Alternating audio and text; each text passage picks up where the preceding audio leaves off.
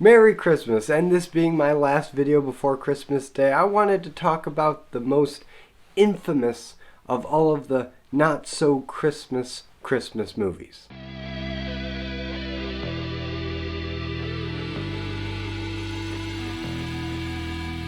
Die Hard. Now, Die Hard came out in 1988, it was directed by John McTiernan, and John McTiernan had already redefined the action movie with Predator by combining horror and big muscle-bound action heroes together to create one of the most interesting movies of the 80s, combining these two genres. And if you want to know more about my thoughts on Predator, I have a whole video dedicated to that, so check that out. But the short of it is, John McTiernan understood how to breathe new life in a genre that by 1987 and 1988 started to get a little stale with your typical Schwarzeneggers or Stallones, your big beefcake action heroes that are indestructible. And while Predator did that by introducing a threat that was even greater and even more powerful than the manliest of men, Die Hard's approach is what happens when you take the super out of the Superman. And that really is the secret to Die Hard's success, and it starts with the choice to cast Bruce Willis as your action hero lead. Now, it's important to know that at this time, Bruce Willis wasn't known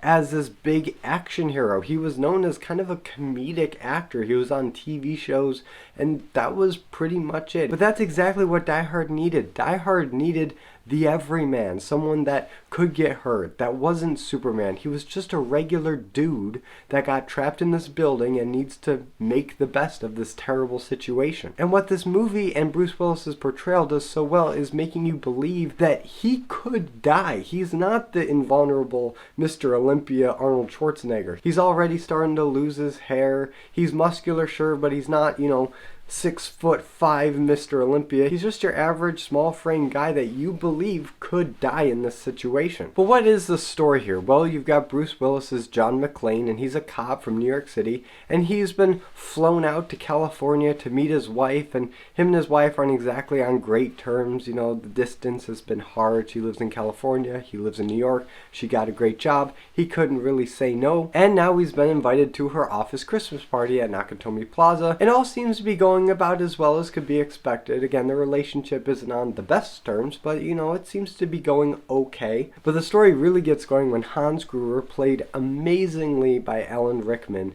invades this office space with a bunch of other terrorists, and he seems to be the leader of this unnamed terrorist organization, and they're holding everybody hostage, and it's very mysterious what their motivations are. And you have John McClane kind of out on his own, just witnessing this from the periphery, and he feels called to do something about it. And from here on out, everything that could go wrong goes wrong for John McClane. But the beauty of this movie is that somehow he still manages to make progress through all of these obstacles. And that's really what this movie is. This is a movie about overcoming obstacles. When the police first get wind of something going wrong, they are not cooperative, they're slow to respond. And when they do end up sending somebody out, they send one car, and it's Reginald VelJohnson as Sergeant Powell. And even though I love Sergeant Powell in this movie, and Reginald VelJohnson does a great job in this role, it's the role that he was born to play and for some reason kept getting typecast as throughout his whole career. But he's so good at it because at first glance you're like, well, you're a cop, you're an authority figure, you're armed, better than nothing, but you're still not really the type of cop that I would want as my backup. You don't seem the most proficient at your job. But the flip side to that is once Powell realizes that something isn't right, and it's done in very over-the-top way, John McClane throws a dead body at his car, so that gets his attention real fast. But from that point on, it's like a switch goes off, and he is determined to make sure that this conflict gets resolved and that all the hostages get out safely, and that John McClane gets the help he needs to succeed in his mission, because at the end of the day, they're on the same team, so there's a lot of camaraderie that comes out of this. And by the end of the movie, you are so glad that Powell was there to help, because he is an instrumental force in this whole operation succeeding. But not everybody can be as earnest and supportive as Powell. This movie is filled with character actors that you immediately despise because they just have that unhelpful energy, that stubbornness that just makes everything harder on the whole situation. Starting with Ellis, played by Hart Bochner, and Ellis cracks me up in this movie more than anybody else, because you look at him and he is just a staple of 80s businessman, that smarmy, coke addicted, high energy, no filter, and you just want to punch him in the face. And he plays that role to a T, and every time he's on screen I just laugh. On the one hand, he's such a cartoon, but I also guarantee that you know people in your life that act exactly like him and are just so out of touch with normal conversation, normal human interaction, that I just love it, and it makes the movie so much more enjoyable to watch this, and in the end to watch him get what's coming to him. But if that wasn't enough, we also get Walter Peck from Ghostbusters, William Atherton, and he plays this reporter who's basically an ambulance chaser. He doesn't really care about any human life or damage. He just wants to show up on the scene, get the scoop, get the story, report on it, get the fame and glory so that he can further his own career. And when you cast somebody as universally hated as Walter Peck from Ghostbusters, you're immediately not on his side, you're immediately distrustful, and it actually provides some very economic storytelling. And that's what this movie does very well, because of all the people that are cast in this movie. Bruce Willis, Alan Rickman, Reginald VelJohnson, Peck, all these guys you immediately recognize, and it's almost like you can see their whole character in just how they look. You immediately get a sense of their character and why you're either supposed to like them or not like them in like 2 seconds of screen time. It's so effective, and it allows for this movie to have fun with its premise. Once you understand all the characters and their relationships and who's supportive and who's antagonistic, now you can just have fun with the action, and the action is really good. And yeah, it can be big and bombastic when it needs to, like when he blows up the C4 or the top of the building just erupts into flame. Those are the highlights that people remember. But when I was watching again, I was shocked at how much of the action is incredibly close quarters and claustrophobic and one-on-one. Like that fight in the stairwell where it's just two guys slugging it out, falling over stairs. It's not the most expertly choreographed fight scene, it's not clean, it's dirty, and it feels authentic. And for 80s action movies, that was a new concept, because for so long 80s action movies had to be big, bombastic showcases. Think of the opening scene in Predator, just how over the top that was. But Die Hard really doesn't focus on that. There's a lot of suspense and quiet moments, and I was surprised how many times I caught myself holding my breath, because you didn't know if the bad guy was going to turn a corner and find Bruce Willis and all hell was going to break loose again. And like I alluded to earlier, John McClane is not Superman. He gets injured in this movie. Every punch that he takes, every shard of glass that gets stuck in his foot, which, a small tangent, the idea of having him take off his shoes and socks and spend most of the movie barefoot is genius, because it's such a great visual where you can see the damage. It puts him in more of a vulnerable state,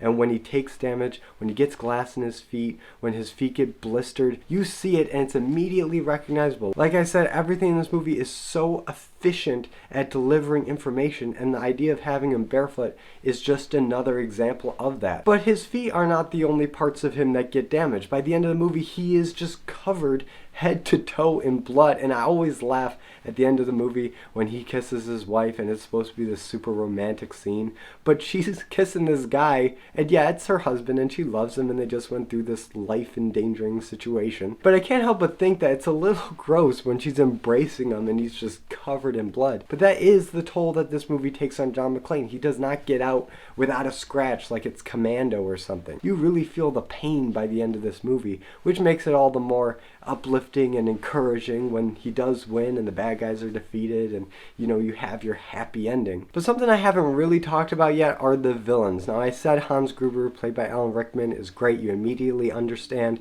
he's the bad guy, he's a threat. He always talks in that low monotone that Alan Rickman to use, and it just sounds like he's unimpressed by everything, which again puts him a cut above everybody else in the room, because nothing surprises him, nothing impresses him, until John McClane really starts getting under his skin, and slowly you see him getting irritated, which just makes it all the more satisfying, because you know how hard it is to crack that stoic shell that he puts up in the beginning. But what's really interesting about these villains is how McTiernan uses them to deconstruct a lot of the tropes of traditional 80s action movies. Because if you look at these henchmen, Carl and Christoph and all these other blonde-haired Germanic guys, they are a representation of what you would expect your average 80s action hero to be. They're ripped, they're 6 foot something, they're huge, and they're intimidating. They don't speak very good English, which immediately you start drawing comparisons to Dolph Lundgren or Arnold Schwarzenegger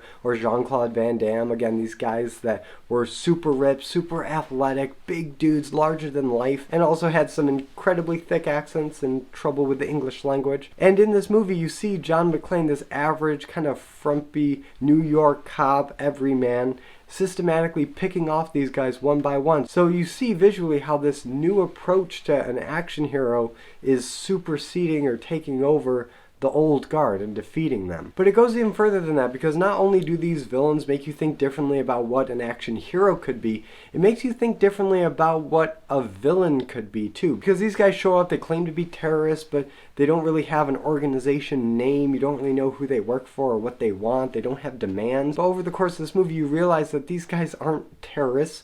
They're just thieves. They're common criminals. Or as Hans Gruber would say, he's an exceptional thief, but a thief nonetheless. They're still just thieves. They're still just in it to get into this vault and steal all their money. Which at the end of the day is such a simple and kind of pathetic goal. Because again, looking back at other 80s action movies, the villains often wanted world domination, or they had all these demands and they had this manifesto and they wanted all these lofty things. And this movie takes all that away from them. There's no bigger plan. They're just crooks that want money, and it's really entertaining to watch that transformation. And as we come to the end of this video, I feel like I have to answer the age-old question: is Die Hard a Christmas movie? And to that I say, why is Die Hard the one that everybody points to for the not so Christmas movie? Yes, it's an action movie first and foremost, Christmas movie secondarily, but there are a lot of Christmas elements, so I understand the debate. But what I don't understand is, why do movies like Gremlins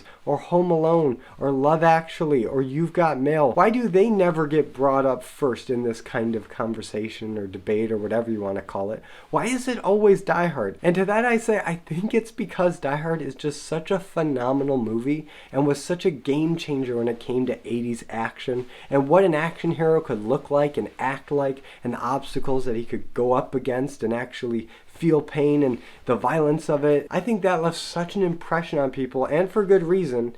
And then when they got older, they probably realized that, hey, this takes place around Christmas. It starts with a Christmas party, and he's going to see his wife. And when all this is over, he's going to see his kids for the first time in a long time. So it's got that heartfelt backdrop to all the incredible violence and action that we're actually showing up for. And I think all of that had people on the internet, kind of in a trollish move, say, hey, Die Hard's a Christmas movie. It's a fantastic movie. It's my favorite Christmas movie. And then, because the internet's the internet, the debate just raged on. But personally, do I consider Die Hard a fantastic Christmas movie? I just consider it a fantastic movie. It can be watched all year round. It doesn't really have to be watched around Christmas, but, as someone who spends maybe a little too much time on the internet, I have started watching Die Hard in the past few Christmases around this time, and it's a lot of fun, and I think there are enough Christmas elements to warrant it being considered a Christmas movie. But I do think just labeling it a Christmas movie kind of undercuts just how good this movie is in general. It's just a fantastic action movie. It deserves to be up there with some of the best action movies to ever come out of the 80s. And calling it a Christmas movie just kind of undersells it to me. But now I turn it over to you guys. What do you think about Die Hard? Do you consider it a Christmas movie? Where do you stand on the debate? Whatever you think, let me know in the comments. And if you like this video, be sure to give it a like and subscribe for more content. And hit the notification bell to be notified every time I upload a video. And as always, I'm Colby. This is my Nerdy Talk. And Merry Christmas.